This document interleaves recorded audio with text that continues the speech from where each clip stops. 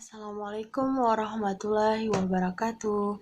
Baik, di sini saya akan menjelaskan atau memberitahukan apa itu sipina bipida. Sipina bipida adalah gangguan yang terdapat pada tulang belakang yang mengakibatkan kelumpuhan. Sipina bipida ini terjadi pada fase kehamilan dalam kurun waktu 3 sampai dengan 4 minggu usia kehamilan. Nah, sipina bipida ini terjadi akibat kurang sempurnanya saat pembentukan tulang belakang. Nah, akibat kurang sempurnanya pembentukan ini menimbulkan sebuah celah. Celah ini nantinya akan terdapat sebuah benjolan. Nah, benjolan ini yang disebut dengan sipina bipida. Sipina bipida ini ada tingkat keparahannya.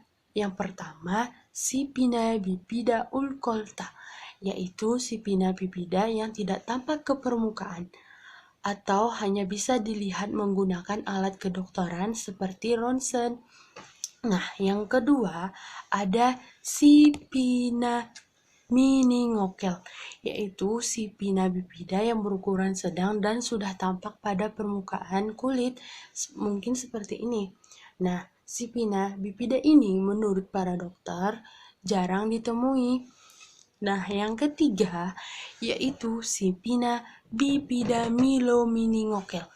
Sipina bipida jenis ini sungguh besar dan keluar dari tulang dan sudah membentuk benjolan, mungkin seperti ini. Nah, sipina bipida ini mengakibatkan kelumpuhan pada anak. Nah, tips bagi ibu-ibu yang sedang hamil sebaiknya mengonsumsi makanan yang bergizi, mengandung zat besi, asam folat, dan menghindari obat-obatan. Nah, bagi ibu-ibu yang mengalami diabetes sebaiknya mengecek kadar gula di dalam tubuh dan cek rutin ke dokter, karena zat yang terdapat pada obat diabetes bisa mengakibatkan kelumpuhan, yaitu gangguan pada sistem perkembangan tulang belakang, karena obat diabetes sangat kuat untuk memicu terjadinya sipina bipida. Saya akan mencoba menjelaskan tentang 3 jenis sipina bipida. Yang pertama, sipina bipida okulta. Sipina bipida okulta ini termasuk paling umum dan ringan karena hanya menyebabkan terbentuknya celah kecil di antara ruas tulang punggung dan tidak mempengaruhi saraf. Pengidap sipina bipida ini biasanya hanya mengalami gejala ringan atau bahkan tanpa ada gejala. Yang kedua, meningokel. Meningokel ini termasuk gejala yang langka karena menyebabkan kondisi yang lebih parah dibandingkan sipina bipida okulta. Pengidap sipina bipida jenis ini ditandai dengan terbentuknya pembukaan yang cukup besar sehingga selaput pelindung tulang belakang mencuat keluar dari beberapa celah di tulang punggung dan membentuk kantung. Dan yang ketiga, mielomeningokel. Mielomeningokel ini termasuk yang paling serius karena ditandai dengan terbentuknya kantung berisi selaput dan sumsum tulang belakang yang menonjol keluar pada daerah punggung. Pada kasus yang berat, kantung ini tidak memiliki kulit sehingga si kecil rentan mengalami infeksi yang bisa mengancam jiwa. Di sini saya akan menjelaskan tentang gejala sipina bipida. Nah, yang pertama ada mielomeningokel. Mielomeningokel adalah tipe sipina bipida paling serius. Kondisi ini ditandai dengan munculnya kantung berisi cairan melalui lubang di punggung bayi. Bagian dari sumsum tulang belakang dan syaraf yang berada di dalam kantung ini rusak. Jenis ini menyebabkan cacat dengan derajat sedang sampai berat, seperti skoliosis, kejang, masalah buang air, kebas pada tungkai, dan kehilangan kemampuan menggerakkan kaki. Yang kedua ada meningokel. Pada meningokel, kantung yang berisi cairan keluar dari lubang di punggung. Tetapi pada kantung ini tidak terdapat bagian dari sumsum tulang belakang. Pada kondisi ini biasanya tidak ada atau ada sedikit kerusakan saraf, disabilitas minor seperti gangguan buang air yang ringan. Nah, yang ketiga ada spina bifida occulta. Ini adalah spina bifida paling umum dan merupakan yang paling ringan. Secara kasat mata tidak terlalu terlihat adanya kelainan. Selain ada jarak pada tulang belakang, kebanyakan orang dengan spina bifida occulta baru mengetahui tentang kondisinya saat melakukan röntgen rutin. Tipe ini biasanya tidak menyebabkan gangguan. Di sini saya akan menjelaskan kapan harus ke dokter spina bifida. Spina bifida dirawat oleh sekelompok spesialis termasuk dokter anak, ahli kandungan untuk kunjungan sebelum kelahiran, ahli tulang, terapis fisik, dan terapis okupasi. Karena beberapa petanda dari spina bifida terlihat pada saat kelahiran, perhatian medis biasanya langsung tersedia bagi bayi yang lahir dan kelainan ini. Namun, jika tidak terdapat petanda awal bahwa kelainan ini nampak saat lahir, orang tua harus membawa bayi mereka ke dokter jika mereka telah mengamati adanya gejala-gejala di atas pada anak mereka. Juga cara terbaik bagi orang tua untuk membantu anak dengan spina bifida adalah dengan mencari bantuan yang semestinya mempertimbangkan kebaikan dan keburukan dari setiap jenis pilihan perawatan, termasuk pembedahan hadir pada setiap jadwal kunjungan dokter, dan mendorong anak mereka untuk tetap aktif dan mandiri dikala dia dewasa. Saya di sini akan menjelaskan tentang penyebab penyakit spina bifida. Penyakit spina bifida disebabkan oleh tabung saraf yang tidak berkembang atau tidak menutup dengan sempurna pada masa kehamilan. Contohnya ada beberapa faktor yang dapat meningkatkan risiko seorang ibu pada saat mengalami masa kehamilan. Yang pertama yaitu mengalami kekurangan asam folat. Asam folat adalah vitamin yang sangat penting untuk perkembangan si janin. Yang kedua yaitu memiliki riwayat spina bifida. Mungkin bisa terjadi pada entah itu riwayat dari keluarganya mempunyai penyakit spina bifida seperti itu. Yang ketiga, menderita diabetes atau obesitas. Dan yang keempat, mengalami hipertermia pada minggu-minggu awal pada saat kehamilan. Saya akan menjelaskan tentang diagnosis spina bifida. Spina bifida dapat dideteksi saat kehamilan atau setelah bayi dilahirkan, yaitu diagnosis saat hamil. Banyak sejumlah tes yang dapat membantu dokter untuk mendeteksi spina bifida atau cacat lahir selama masa kehamilan, yaitu tes darah. Dokter dapat mendeteksi kadar AFP yang terkandung dalam darah ibu hamil. AFP adalah suatu protein yang diproduksi oleh janin. AFP yang tinggi menandakan berpotensi janin mengalami kelainan pada tabung saraf seperti spina bifida.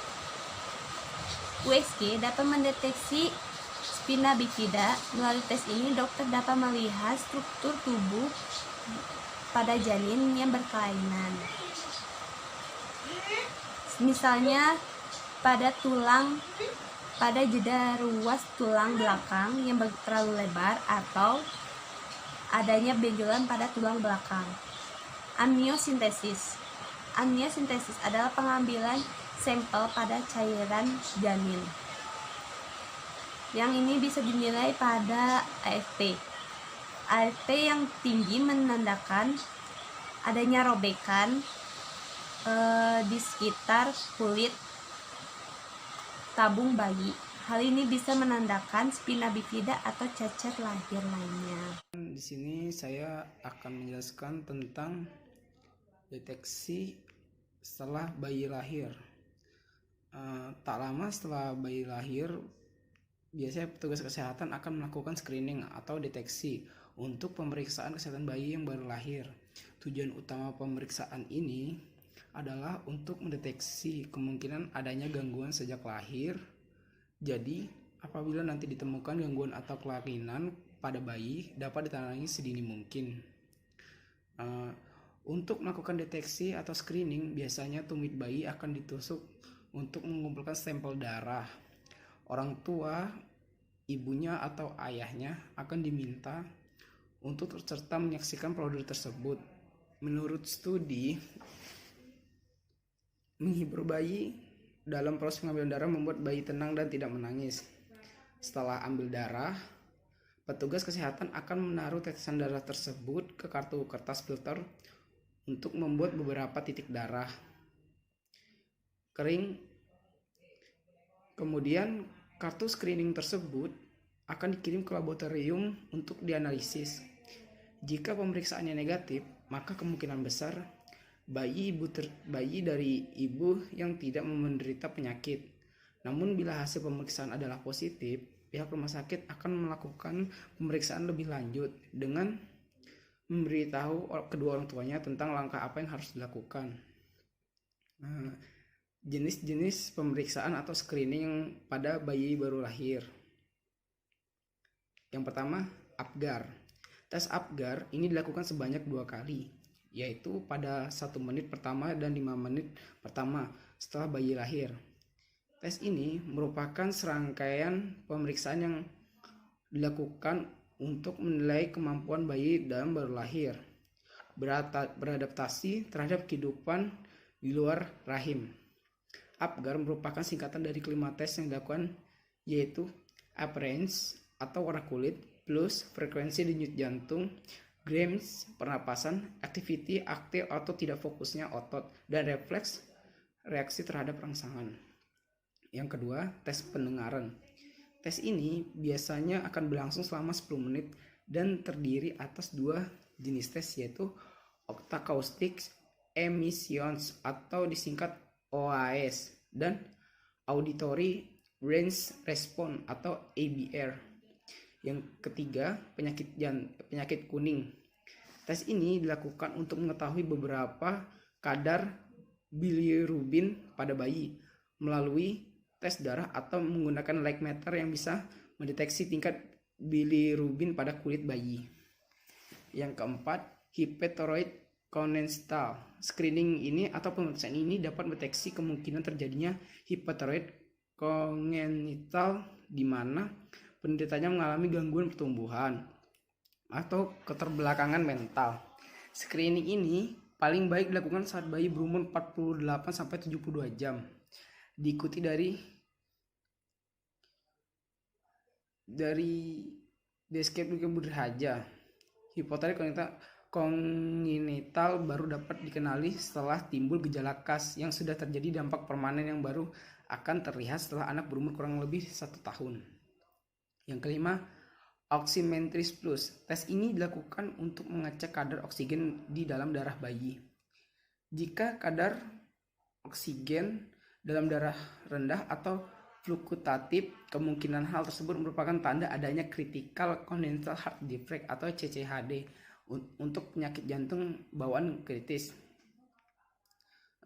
Penyakit jantung bawaan ini biasanya terjadi tanpa gejala, namun jika tidak segera dilakukan pengobatan atau tindakan, biasanya menyebabkan bayi menjadi meninggal. Selain beberapa tes di atas, masih ada banyak screening kesehatan lainnya yang bisa dilakukan pada bayi baru lahir. Saya di sini ingin menjelaskan tentang pengobatan spina bifida. Pengobatan spina bifida itu bertujuan untuk meminimalisasi risiko komplikasi dan meningkatkan kualitas hidup penderitanya. Operasi menjadi pilihan utama untuk menangani spina bifida, dan langkah penanganan ini dapat dilakukan sebelum atau setelah bayi lahir. Assalamualaikum warahmatullahi wabarakatuh.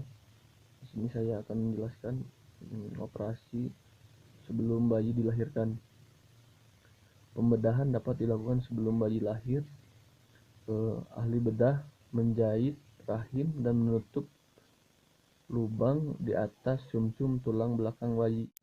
Operasi perlu dilakukan dalam 48 jam setelah bayi dilahirkan. Hal ini bertujuan untuk mengembalikan cairan sumsum tulang belakang, syaraf, dan jaringan ke tempat yang seharusnya.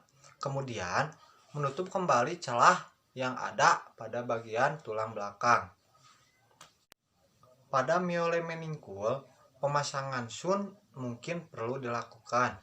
Sun adalah sejenis saluran berbentuk tabung yang dipasang di otak. Sun ini berfungsi untuk menyalurkan dan mengarahkan cairan dari otak ke lokasi lain yang ada di tubuh seperti ke bagian tulang belakang. Hal ini bertujuan untuk mencegah terjadinya penumpukan cairan yang ada di otak atau yang biasa kita kenal sebagai hidrosefalus. Di sini saya akan menjelaskan tentang perawatan setelah operasi.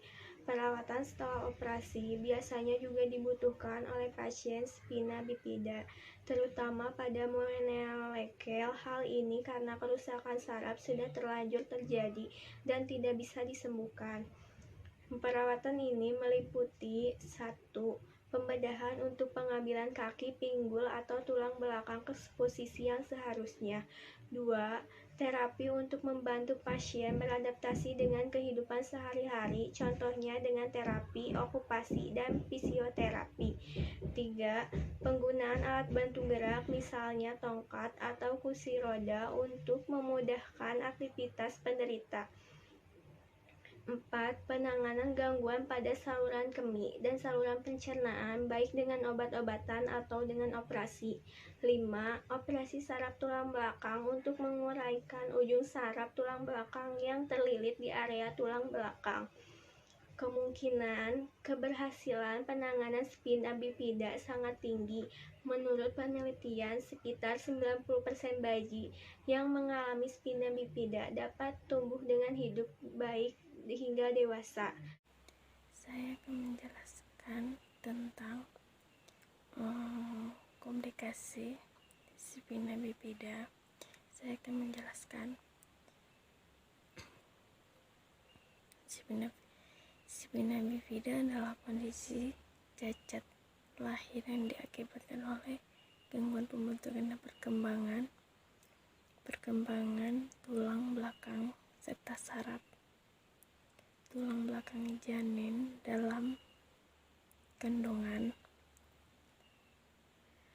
Kelainan adalah salah satu bentuk dari cacat tubuh neuralis atau neural tube deficits tuba atau pipa. Neuralis adalah struktur embrionik yang berkembang menjadi otak dan saraf tulang belakang serta jaringan sekitarnya. Dan tipe ukuran pada lokasi dan komplikasinya adalah spina bifida occulta. Occulta memiliki arti tersembunyi. Kelainan ini merupakan bentuk spina bifida yang paling ringan. Banyak orang yang memiliki spina bifida occulta dan tidak menyadarinya. Mereka malah mengetahui setelah menjalani pemeriksaan pencitraan seperti CT scan. Dan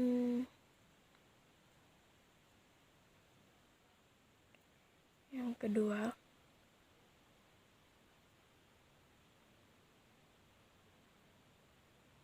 meningokal. Pada bentuk spina bifida, membran pelindung di sekitar saraf tulang belakang mendorong pembukaan tulang belakang dan bentuk kantung berisi cairan. Namun kantung ini tidak termasuk saraf tulang belakang sehingga tidak terlalu merusak saraf meskipun komplikasi dapat terjadi. Dan yang ketiganya, myelomeningokal. Kondisi ini ini juga dikenal sebagai spina bifida terbuka. Myelomeningokal adalah tipe yang paling parah. Pada kondisi ini, rongga tulang belakang di sepanjang punggung bagian bawah terbuka. Membran dan saraf tulang belakang terdorong dan saraf belakang terdorong keluar permukaan kulit melalui bagian yang terbuka saat lahir. Pembentukan kantung pada punggung bayi dan biasanya menyebabkan jaringan dan saraf tulang belakang tampak dari luar. Di sini saya akan menjelaskan tentang pencegahan spina bifida. Langkah utama untuk menghindari terjadinya spina bifida adalah mencukupi kebutuhan asam folat, terutama ketika berencana hamil dan selama kehamilan.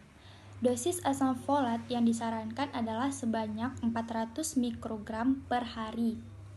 Ibu hamil bisa memenuhi kebutuhan ini dengan mengonsumsi suplemen asam folat serta memperbanyak konsumsi makanan yang kaya vitamin. Contohnya seperti kacang-kacangan, bayam, kuning telur, brokoli, pasta, roti, dan nasi.